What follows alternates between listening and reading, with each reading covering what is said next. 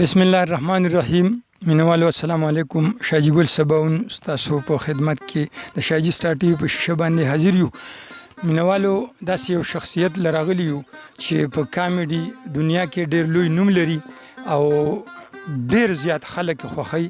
100% خلک خوښوي. شمشاد انګار صاحب، زه خواست کوم چې هغوی ستاسو سره خپل تعارف په خپله وکړي. ډیره مننه شاجي ګل سباون صاحب، ستاسو ډیره مننه. ستاسو د شاجي سټار ټي وي ډیره مننه، شکریه، مهرباني. سباون صاحب، زه خو ملکند درګې او یونین کونسل چې د کوپر د امامت پټي وړوکې غونډه کړې د هغې سره تعلق ساتم جی او د 10مه پورې تعلیم مې کړی دی. ډیره مننه انګار صاحب. انګار صاحب، زما پوښتنه ده چې تاسو شاعري د څومره وخت نه کوئ؟ یاره شاعري خو جی ما تقریبا چې د اتم نه شروع کړې وه، داسې 85-86 نه به شروع کړي ما شاعري. مننه انګار صاحب. بله پوښتنه کومه چې تاسو کتابونه چاپ شوي، که چاپ شوي د هغې څه نومونه دي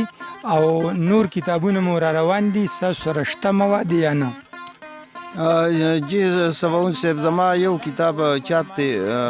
ژوند لکه رباب مې ټنګولی دی. جی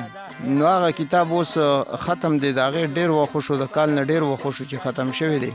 خو زه ورته لا جوړ نه وم. نو اوس د هغې دویم ایډیشن چې دی نو هغه اوس د 10 ورځو کې به راشي تقریبا. نور مواد شته، خو موږ وایو چېرې دا شته بیا چاپ کړو، بیا به هغې ته راځو. ښه جي. مینوالو، شمشاد انګار صاحبو یو کتاب چاپ کړی دی، ژوند لکه رباب مې ټنګولی دی، چې ډېر مزیدار کتاب دی او ډېر مزاحیه لیکل دي پکې، او په مزاحیه انداز کې ډېر ښکلی میسج دی د معاشرې عکاسي ده پکې. شمشاد انګار صاحب نه پوښتنه کوو چې ستاسو ورونو کې تاسو مشران یې که ستاسو نه مشران شته؟ نه جی، زما لکه 3 وروڼه نور دي، ښه جي. خو لکه زه مشر یم، هغه کشران دي زما نه جي. ښه جي. او ستاسو کار روزګار انګار صاحب؟ زه خو جی به زمینداري کو دی، پټو کې لګیو به دغه زمینداري ده، دغه چې 10مه پاس کړې به زمینداري کوو دی کې. جی مننه. او انګار صاحب نه مې پوښتنه ده چې شاعرۍ ته څنګه رالی؟ شاعري خو جی به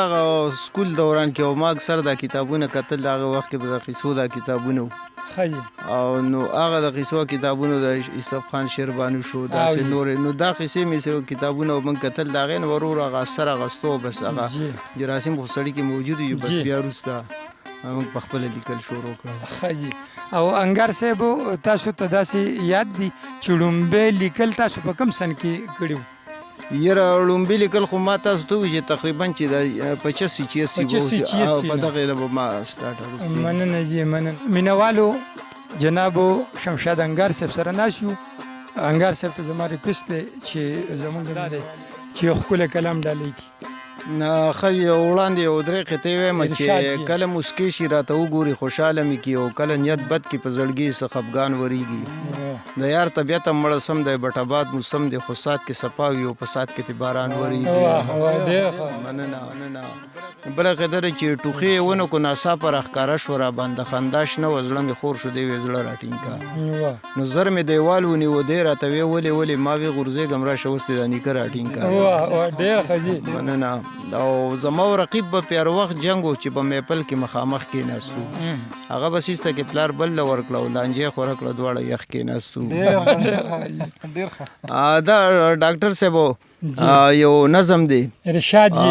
ما خو لکه دې نظم نه وړاندې دا خبره خامخا کوم چېرې یو عالمانی چې هغه زموږ روحاني علاج کوي او بل ډاکټرانی چې هغه زموږ بدني علاج کوي، خو دا چې ما کم ډاکټر او کم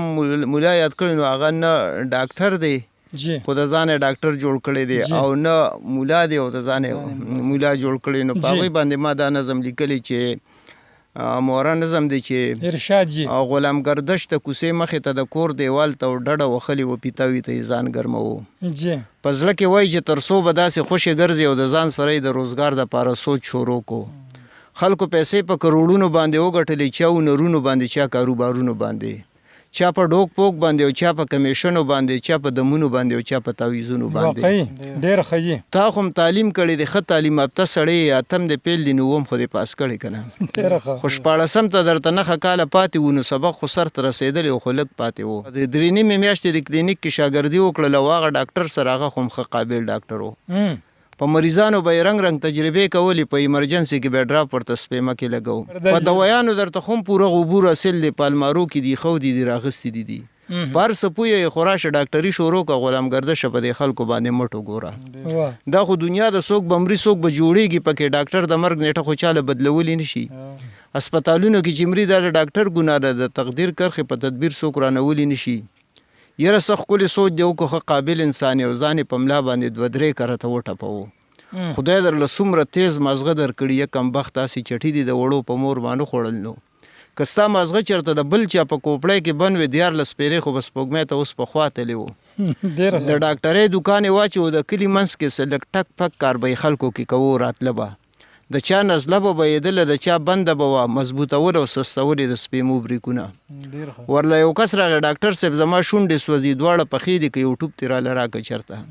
د وې زه پوه شوم د ټوپ په ځای ایل پې ورکړه چې اوده کېږي شونډې ډوبې ډوبې غوړې کپې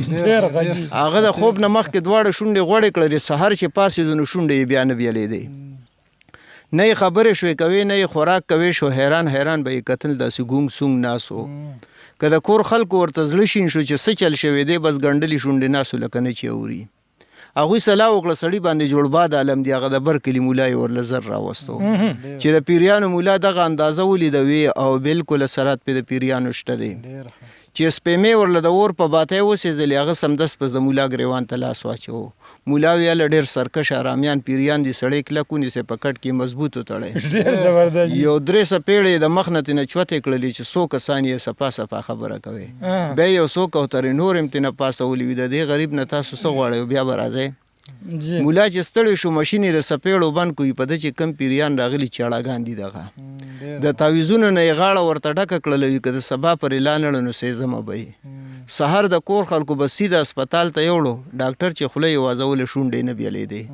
چې اپریشن یې ورله وکړو شونډې پرانستلې هغه د ایلپي د پیریانو راز ټول ښکاره کو ډاکټر یې شونډې د کور خلکو یې خپې لاس وتړل مولا ښه پوس کو خو انګاره د ګناه د چا وه ګناه د ده وه چې ناخله کس له ولې ورتلو ګناه د ده وه چې ناخله کس له ولې ورتلو ډېر زبردست انګار صاحب ډېره مننه کوو ستاسو ډېره مننه کوو بل پکې سه مختصر غونډه چې مین دوه جوړ کړي که نه د انګار صاحب نه خواست کوو چې مونږ سره بل کلام شریک کړي وړوکې غونته نظم دی په یوه قافیه دی مزاح نه دی خو سنجیده نه دی وی چې یه مصوره بیله بیله دا نقشه جوړه که او نقشې بلا دي خو قصه پکې یوه جوړه که په شین چمن کې د ګلونو سره غونچه جوړه که لږه تې دی خوا شین لوګي کې سره لمبه جوړه که بیا د چمن سره کږه وږه کوڅه جوړه که خو د لمبې سره په خوا کې دیره جوړه که په دې کوڅه کې را روانه ډولۍ سره جوړه که په دیره کې پرته سپینه جنازه جوړه که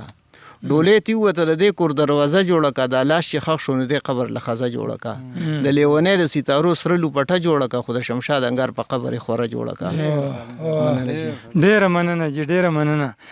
د انګار صاحب ډېره مننه کوو چې موږ له د خپل قیمتي وخت نه وخت ویستو ډېره مننه کوو ډېره مهرباني مینوالو هر ځای چې ښاد اوسئ آباد اوسئ زمونږ د ګرو د طرف نه د علمزیب خاموش د طرف نه د شمشاد انګار صاحب د طرف نه او د شاجي ګل سباون د طرف نه سلامونه قبول کړئ نیکې هیلې احترامات قبول کړئ السلام علیکم ورحمت الله وبرکاتہ